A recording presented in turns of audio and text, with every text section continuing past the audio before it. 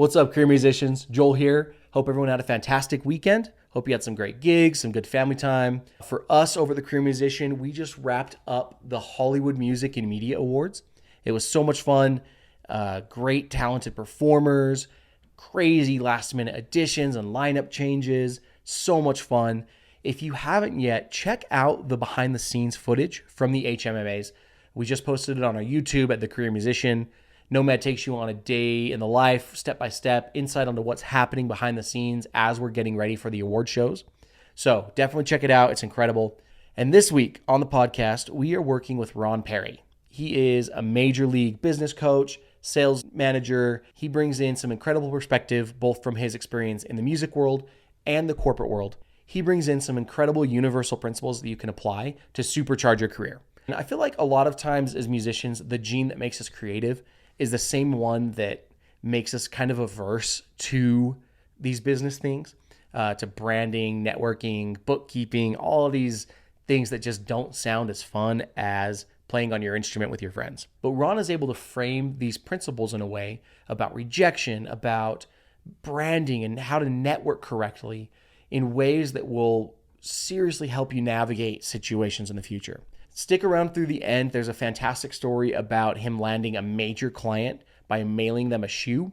It's a super cool story. It helps you think outside the box and will give you some ideas for how to approach situations in the future that you may not have been able to handle as well if you're thinking along traditional lines. So dig into it. So much fun. Hope to see y'all out on the road and have a great week.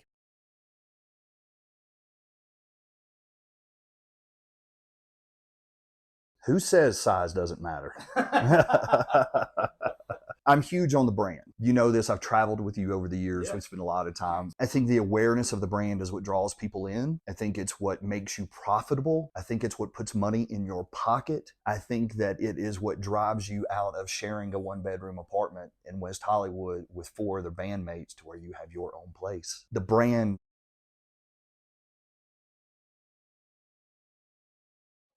I appreciate you having me today. Thanks so much, Nomad. We're out here in Breckenridge, enjoying some time away from the big city. I'm Ron Perry, affectionately known as RPP in the LA world, however you want to call it, music world, La La Land, I don't know. That's what I'm known out there. Currently, right now, I spearhead an outbound sales team for a domestic packaging company. Prior to that, I had dreams of being the greatest guitar player / greatest manager, / greatest anything. I just love the word great associated with my name. So that's where I was.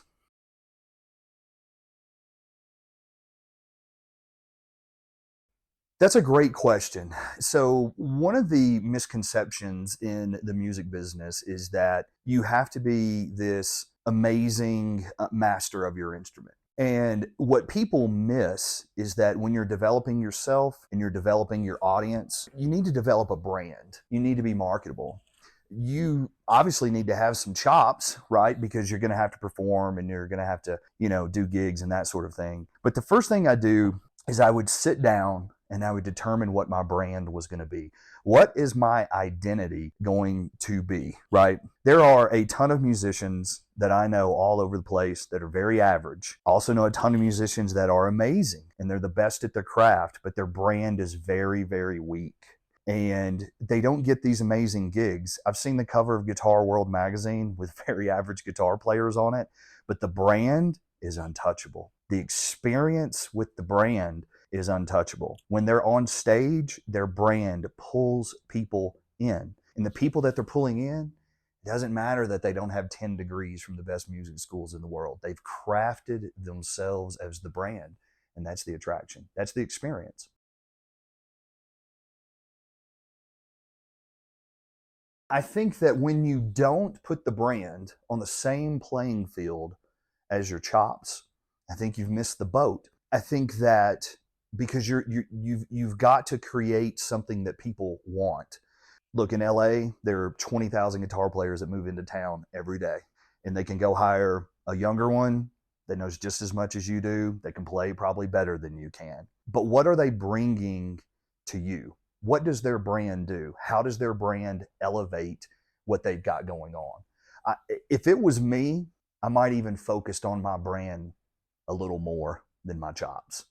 I might craft myself into something that people wanted first. I might think about that first, right? I'm not saying that you neglect becoming a master of the instrument. I'm not saying neglect that. I'm not saying shove that to the side. But the brand and the experience with your brand that you present to your audience, it's got to be 1A, 1B. I mean, you can be a master of your instrument, no brand, no customer experience, no audience experience. No one's paying to see you, man.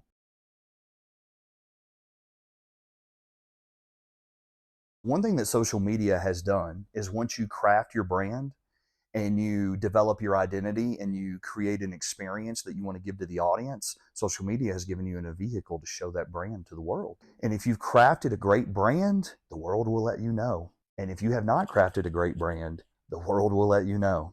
And social media has given you that vehicle. In the past, people were spending big money on consultants. They were spending big money on managers, and they were spending big money on all these things.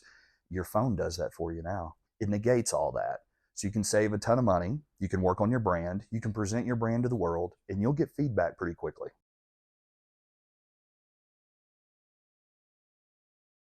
So a lot of people getting into the music industry, they get told no a lot.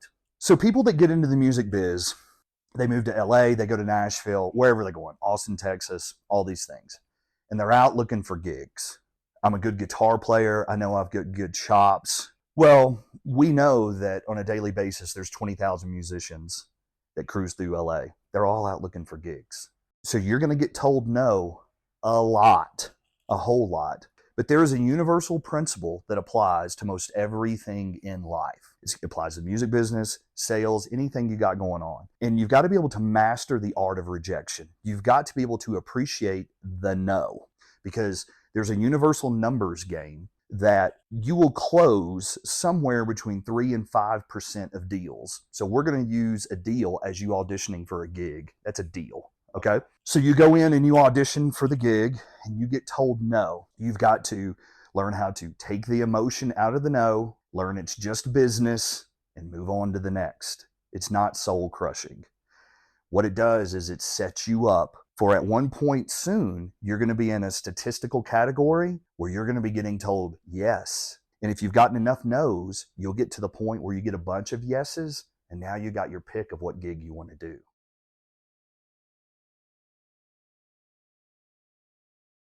So that's a great question. And my answer to that is going to be not an easy one to factor. So we've talked about the art of no. Briefly, before we got into this 3 points, we talked about developing a brand. If you are 1A, 1B with developing your skill set and your chops on your instrument, and I'm 1A, 1B on developing my brand, if you develop a brand that creates not enough of an audience experience, a customer experience, your brand is elevated, you call the shots because that's your brand. You set it up to where people want you. They want that brand. They want that brand to elevate their band, to elevate whatever they've got going on. Now you dictate the terms. If you've elevated it to a certain level, you've worked on it, you thought about who I want to be, what I want to look like. It's very vanity driven. You got to look good. You got to dress good. Your brand has to come above average. You got to go from average to here. And when you get to that point and you get that brand awareness, they come to you. And you're like, I have dinner with the wife tonight at Barton G's. I'll hit you up in the morning.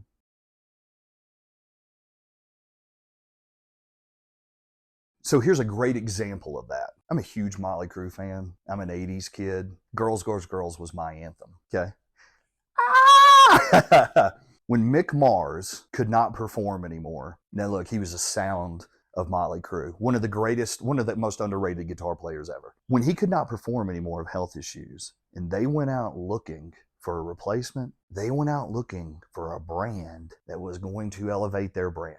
They did not go out and find the 22-year-old Eddie Van Halen that just came to LA. He had great chops. He could play his ass off, but no one knew what brand he was. So they go looking and they settle on John 5. You know why? Because John 5 is a brand. He's not just a guitar player. He is a brand.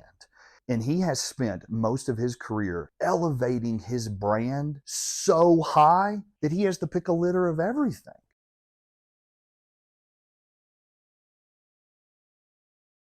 He was a Michigan kid. I think his parents would go with him to little local bars, and he was a guitar player.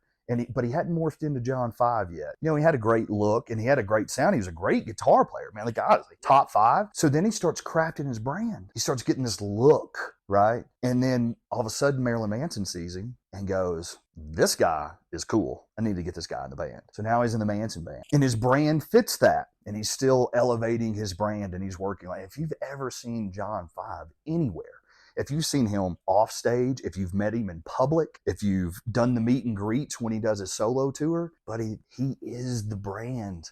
All encompassing the brand. If the John 5 brand is tied to you, you're on the up and up. And he's crafted that, and it is amazing. Look, I've had several conversations with John over the years. He's a wonderful human, and when you see him, he's a walking brand. John 5. I mean, when you see him, he's just the brand. Add into the fact that he's an amazing guitar player. But again, back to when Crew was looking for someone to fill that void, that John 5 brand elevated the whole thing.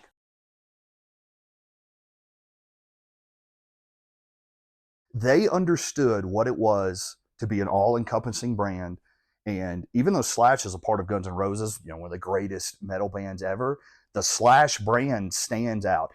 The Slash brand creates an audience experience by itself. When Slash walks over and plays his guitar solos, he's got the big top hat. Everyone knows him with the Les Paul.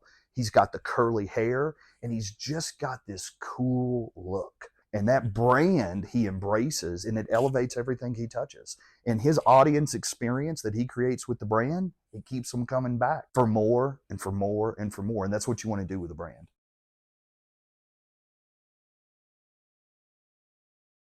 I'm huge on the brand. You know this. I've traveled with you over the years. We spend a lot of time. I think the awareness of the brand is what draws people in. I think it's what makes you profitable. I think it's what puts money in your pocket. I think that it is what drives you out of sharing a 1-bedroom apartment in West Hollywood with 4 other bandmates to where you have your own place. The brand separates you. It sets you apart. And I think that's what you have to succeed.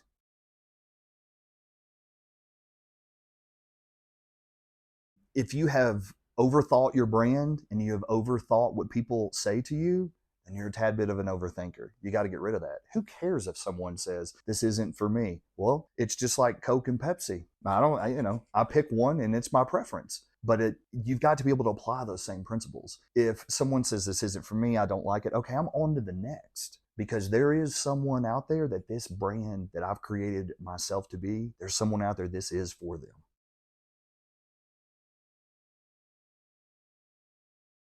Oh, it's 0, right? Look, I can tell you this. Every day I get up, I'm like, shit, I'm the greatest. I haven't even done anything today. I haven't done anything today, and I'm the greatest. A lot of people will disagree with me. A lot of people will tell me, we could probably debate that. But you know what? I don't care. I don't care what they say. It doesn't affect me. My dad told me this one time. He goes, who cares if they don't like you? What are they doing? Coming to take a kidney? And I thought about that. My dad was an older gentleman, right? And he had weird ways of saying it. But I really thought about that. Like, what's the worst that can happen? They just say they don't like me? That doesn't faze me. There's a lot of things I don't like. Who cares?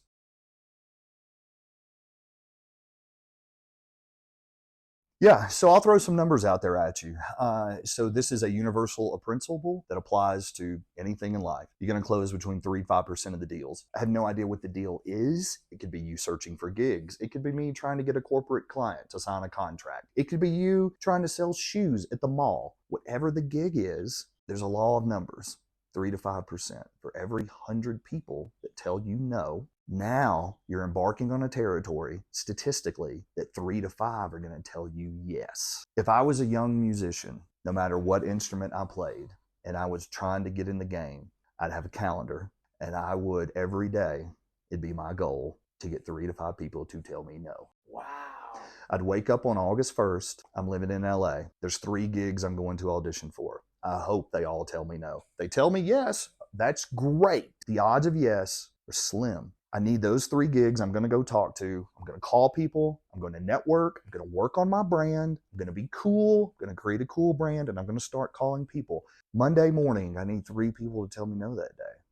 Because at the end of the month, I've had 90 people tell me no. So next month, my first 5 days, I might get told no. But 6 weeks into it, I should start getting people go, yeah, let's talk about this a little more. Now, statistically, it's in your favor. That week, the potential to have 3 to 5 yeses is real. Now I got my pick of what I want to do. What fits my brand I've worked on. And even better yet, so you're odds stacking. Absolutely. You're stacking your odds. This does not apply to music only. This is a universal principle that will apply to anything. You could get your 5 yeses the first week. We don't know, but we know that numbers tell us, numbers don't lie. They're very factual, right? Wow. If you've ever picked up an Excel spreadsheet, there's no debate for what's in it. It's pretty much the truth in there. So numbers aren't going to lie to you, right? You get to 100 no's, guess what? I get to 100 no's, and I hadn't got any yeses yet. Well, guess what? 6 weeks in, I'm at 125 no's. Now the statistics have swung so far in my favor that it's like now we could take off. I could get so many yeses, I don't know what to do. People are looking at my brand and they're going, yes, yes, yes. Holy cow. I've got so many yeses. Now I can sit down and cherry pick what's going to elevate my brand, what's going to elevate me, what's going to put me in position to continue to rise above being average.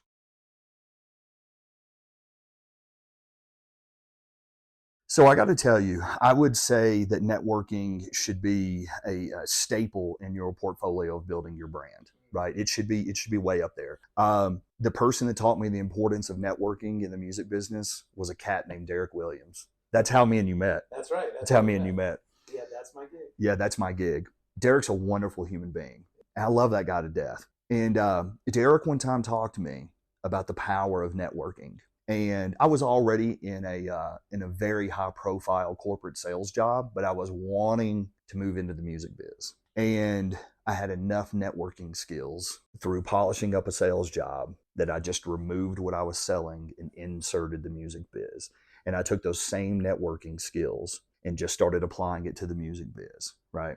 And the very first rule that I learned very quickly in networking in the music business is just be cool. If you're good hang and you're cool, you will be shocked at how quickly you can network through the music business. And I just tried to be cool. I just hung out with people and I was just cool. And before you know it, it took me about a year. I had networked my way into some situations that were way above my head.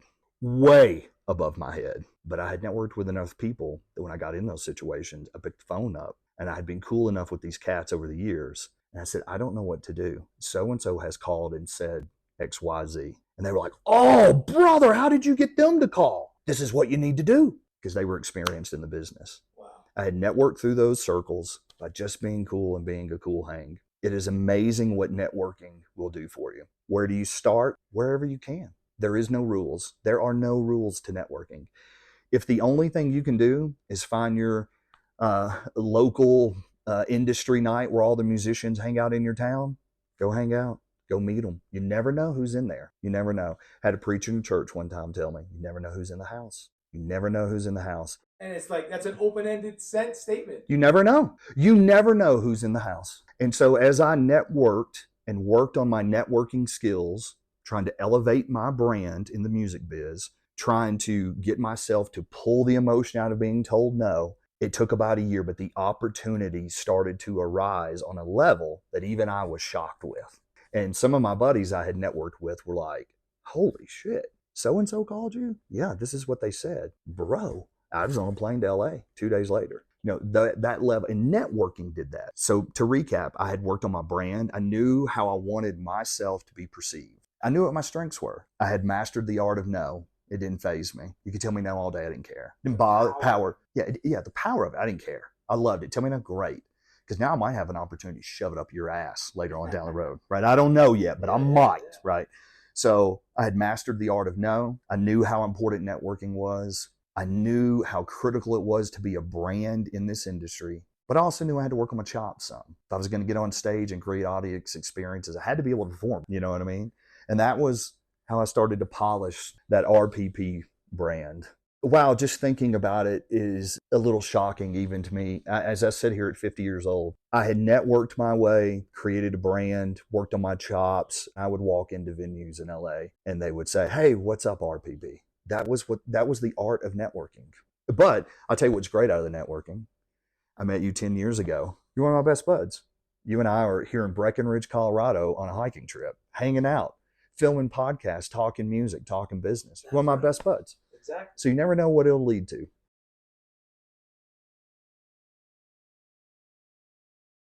I was having a very difficult time in my corporate sales job getting into a client. I would encourage you young musicians to use this as well. I've always been a think outside the box kind of guy, or I like to think that I am. Could be lying to myself, I don't know. Dead end road, nothing going on, but there's gold over there. So I go down to the shoe store. I had done enough research on the contact there, the decision maker. I knew who that was, and I had done enough research, and I had networked all around them. Never got to bump into them though. So as a last resort, as a last shot of I got to do this, I went down to a shoe store and I bought a pair of high heels, and they were red glitter like you would see in The Wizard of Oz. And I took one and put it in a box, put a note in there. I said, I'm trying to get my foot in the door. And I FedExed it to this decision maker. She's a very nice woman. Wound up becoming great friends with her. I FedExed her this shoe. I said, I've tried everything in the world. And I FedExed it to her. I'm just trying to get my foot in the door. If you'll have a meeting with me, I'll bring you the other shoe. She calls me the next day. This is a lady who I've tried for a year to get on the phone. Nothing. She calls. I answer the phone. I was like, hi, this is Ron. And she's like, Ron, what are you doing tomorrow morning? And I said, I don't know why. And she's like, you can bring me that other shoe? She goes, this is great. She's like, I don't know that we'll ever be able to do business, but this is the greatest thing that this is the most creative thing to get in front of me. I don't know what to say, but I'll take the other shoe. Can you be here at 9 tomorrow morning? I went on to sign a deal with them. It took me about 3 more months, but they were spending well over $450,000 a year with my company till I left. So she went on probably over a decade to do business with the company I was at. And it's because I FedExed her a shoe. It wasn't an expensive shoe either. I think I got it at Payless, man. Trying to get my foot in the door. Here's a shoe, right? Like, how funny is that? And I would encourage you to think outside the box. If you know there's gold somewhere, you know you got a good brand, you know your brand's this level. The company I was working for at the time, they were a very well-known brand. I couldn't figure out why I couldn't get in front of them, right? I've elevated to here. This company's a great brand. I'm a great brand. People know me. And it just took the extra effort of creativity to figure out how to get the person to talk to me. And it went on to be a great thing. If you're a young musician in LA, I'm not encouraging you to send guitars to people because they're everywhere, right? There's a Guitar Center on Sunset, all that kind of stuff. I'm not encouraging you to ship guitars to people, but I am encouraging you to get creative. If you know there's gold there.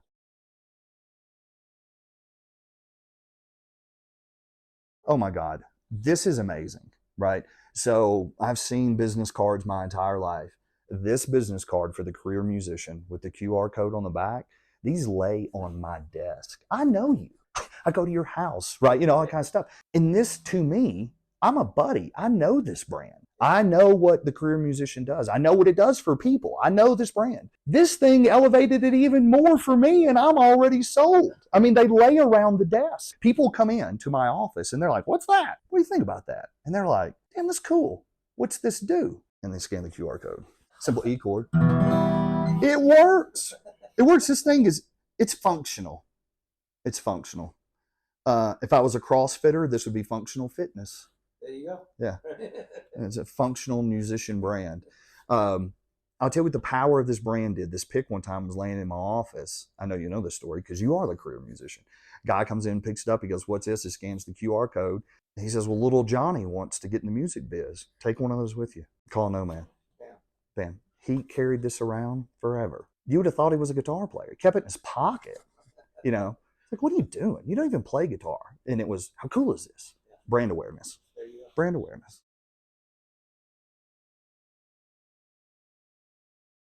So check this out. I've got a great friend of mine, and his name's Bubba. And he's a wonderful human being. Him and his wife are wonderful people. I love their family so much. Bubba's probably one of the most creative guys that I've ever seen. And he's creative in this way. He was in a certain realm of business. He wasn't the biggest. He wasn't the most expensive, but he knew how to create a brand. He knew how to make himself stand out. And what he did was he looked at all this stuff that he knew, all this technical stuff he knew, and he thought, wow, I could set up a business to do all these different things. I could be the greatest pressure washer the world's ever seen. And Bubba goes and he networks through this little small business society where we lived. He goes to some small business meetings. And Bubba realizes that most of these people that own these little small businesses that do the things that he do, they're not very cool. No one wants to ride the bus with them for 10 days. No one wants to go to catering with them for 10 days. No one wants to sit backstage with them because they're not that cool. So Bubba takes his brand and he's like, I'm cool. I'm cool. I can talk about anything. And Bubba just becomes cool and he continues to network his way through things. He retired a few years ago. He lives in a multi-million-dollar home down the coast of Florida. Him and his wife love him to death. And he gets down there and he's not ready to shelve the brand. And he's living in this multi-million-dollar home in this wonderful, beautiful neighborhood. And he decides, I'm going to take my brand and I'm going to pull this out and I'm just going to put this right back in. But all the same principles apply. I can take rejection. I've built my brand. I understand what my brand does. I'm going to work on my craft right around here, 1A, 1B, 1C. But I've done all these things and all he does is just plug another business in. And now he's off making gazillion dollars again. My point, master the art of getting told no. Let that be a craft. Take the emotion out of being told no. It's just business. Work on my brand. I need to be cool. I need to elevate myself above average. I do need to work on my chops because I got to perform, right? But when you take all those principles and you polish them up, now your career is interchangeable. All I have to, I'm a guitar player. Take that out. I talk to Nomad. I'm a career musician. I'm a drummer. Goes right back in the same spot. All the same things still apply. It's a formula for success. Everyone uses it all over the place. It's universal.